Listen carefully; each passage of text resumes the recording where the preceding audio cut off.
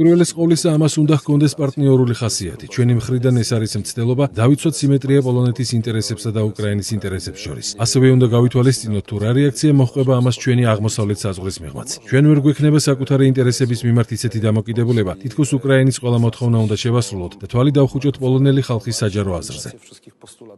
Ukrainy przy jednoczesnym zamknięciu się na te głosy, które płyną z polskiej opinii publicznej. Rasakურველია მე არ ვაცილებ რუსეთს მთელ ამ გეოპოლიტიკურ სტრატეგიულ პასუხისმგებლობას, რომელიც მას აკისრია უკრაინაში შეჭრის შედეგად. ყველაფერს რომ თავი დავანებოთ, პოლონელები მნიშვნელოვნად დაეხმარნენ და კვლავაც ეხმარებიან უკრაინელებს. თუმცა თუ ვინმე მსოფლიოში ან თუნდაც პრეზიდენტი ზელენსკი მოელის, რომ მე პოლონელი ხალხის აზრს არ გავაჟღერებ იმ საკითხების თაობაზე, რომლებიც მნიშვნელოვანია, მინდა ვთქვა, რომ ასე არ მოხდება. ისინი იმედგაცრუებულები დარჩებიან. სწორედ ამისთვის ვარ მე აქ, სწორედ ამისთვის ამერჩია ხალხმა. მე ვცდილობ ჩვენს მეზობელ უკრაინასთან უფრო მეტად რეალისტური ურთიერთობები ჩამოყალიბდეს.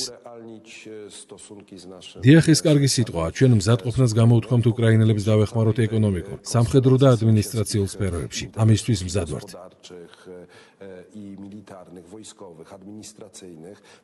თუმცა ვერ დაუშვებთ, რომ ძევლების როლში ვიყოთ მსოფლიოს რომელიმე ქვეყანასთან ურთიერთობისას.